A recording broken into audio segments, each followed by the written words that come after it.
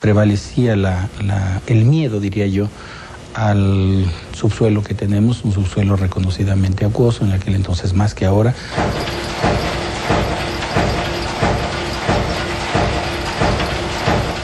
Con un nivel freático muy cercano a la superficie, metro y medio de altura, encontrábamos agua. Realmente, además de la traza urbana, que era muy cerrada, en aquel entonces, estamos hablando de los años 60, principios de los 60, existían las calles muy pequeñas, muy angostas, que no permitían mucho trabajo. Si mezclamos la parte del subsuelo acuoso con una traza urbana muy cerrada, daba muy pocas facilidades para pensar en un sistema de transporte masivo urbano de alta capacidad. De que era necesario construir un metro, de que era necesario preparar a la ciudad, lo que estábamos hablando de la planeación, para que en el futuro la ciudad fuera viable, ni más ni menos. Así como el agua, así como el drenaje, así como el transporte, es un cuello de botella que hay que resolver con soluciones como estaban en ese momento, pues ya en Argentina, en Madrid, en París, en Nueva York, en muchas ciudades del mundo. El suelo de la Ciudad de México, en aquel entonces más, es un suelo tremendamente acuoso y principalmente en el centro de la ciudad. Si nos vamos un poco hacia los borde poniente, hacia el extremo poniente, donde empieza la montaña, que son suelos más duros, una zona de transición donde se puede construir de una manera más franca, la línea 7 está construida en esa zona, pues decididamente la construcción es más simple, no tenemos un nivel acuoso elevado, un nivel freático arreglado, vamos a decir. Sin embargo, en el centro de la ciudad, que es un fondo de lago de origen, realmente tenemos un lago bajo nosotros, en aquel entonces con más razón. En ese proceso lo que estudiamos fue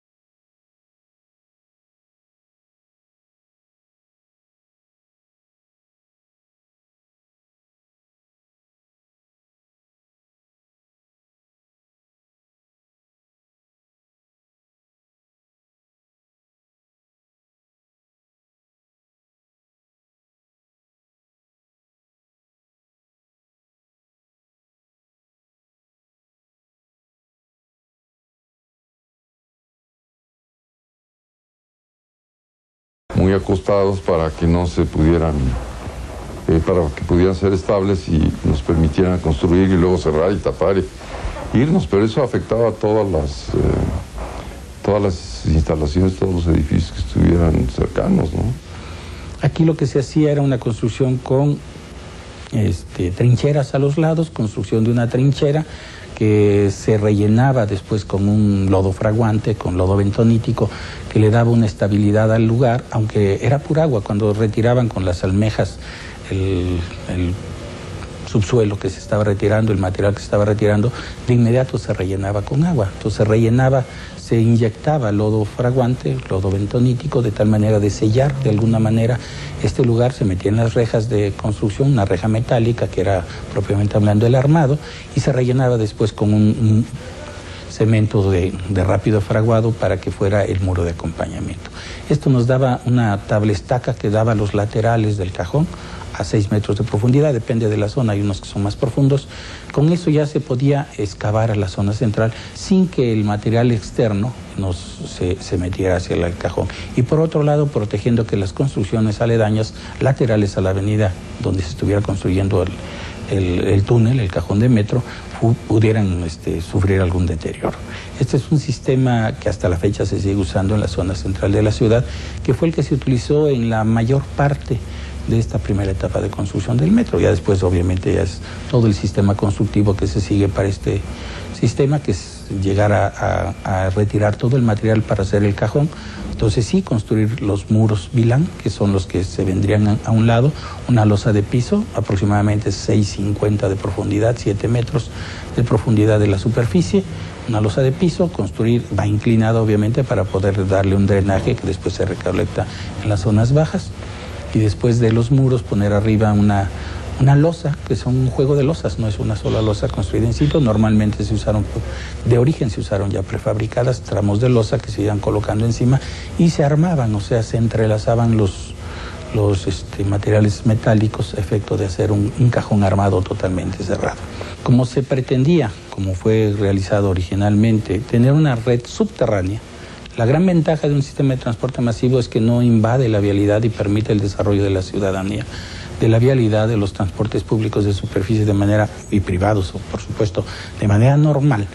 Lo que se buscaba era que, satisfaciendo trayectorias origen-destino suficientemente altas como para justificar la construcción de un sistema de transporte masivo, en su nombre lo lleva, necesitábamos tener volúmenes de transporte importantes para la construcción del sistema, para la definición de las rutas de transporte. La primera, que es nuestra línea 1, fue la primera que desde un principio se diseñó. La línea 1 era un corte natural de oriente a poniente, cruzando muy cercano al Zócalo de la Ciudad de México, escasos 900 metros del Zócalo cruza Pino Suárez, con una satisfacción de una de las rutas de transporte más utilizadas en toda la Ciudad de México. Esta fue la primera línea que se decidió construir.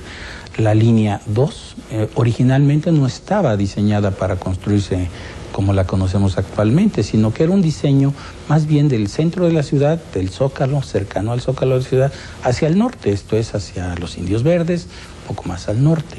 Era un diseño original. Hubo del orden de 7 alternativas, todas estas se analizaron, obviamente en cuanto a costo-beneficio, posibilidades de construcción, y se decidió finalmente, por última instancia, construir una línea 3, que era la línea pequeña, una línea muy pequeña de origen, que era nada más el complemento de las 2 primeras líneas.